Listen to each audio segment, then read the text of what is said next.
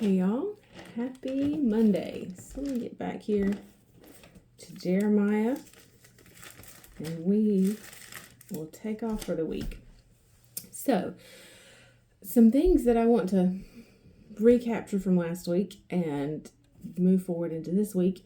We talked about expectation every day last week, and that is that strong belief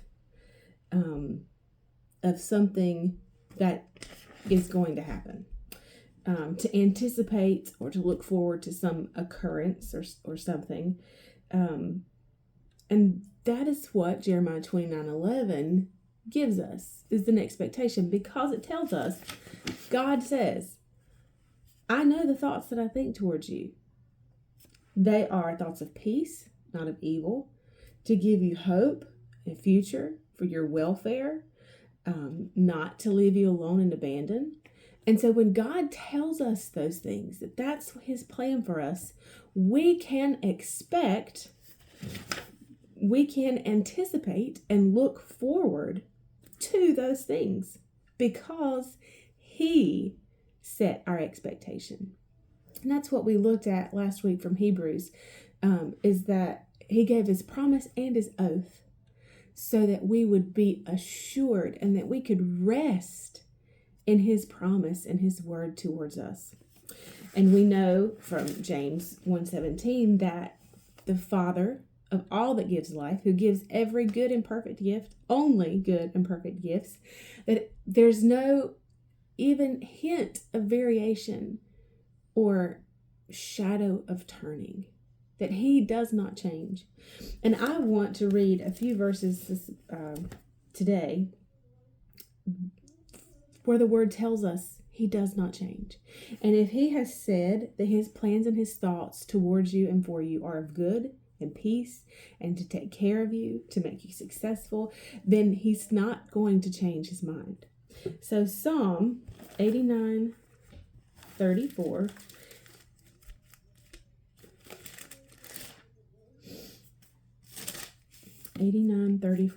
It says, my covenant will I not break or profane, nor alter the thing that has gone out of my lips.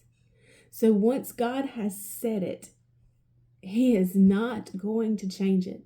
So if he has said that his plans for you are good, he's not going to change his mind. If we go up one verse to Psalm 89:33, it says, nevertheless, my loving kindness will I not break off from him, nor allow my faithfulness to fail, to lie and to be false to him. Do you hear that? God will not allow his faithfulness to fail. I have said this before, but in meditating on God and his character and his faithfulness, faithfulness is not just a characteristic of God. He is faithful. Revelation tells us faithful and true.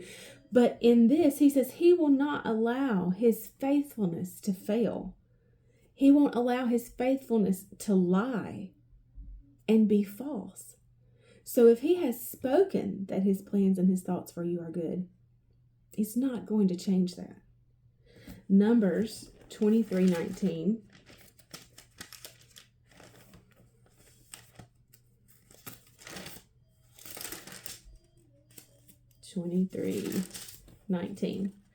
And it says, God is not a man that he should tell or act a lie, neither the Son of Man that he should feel repentance or compunction for what he has promised.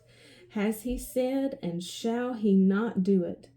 Or has he spoken, and shall he not make it good? He is not a man that he should lie. He will do what he has said he will do. And the last verse we'll look at this morning is Malachi chapter 3, verse 6, which says, for I am the Lord, I do not change.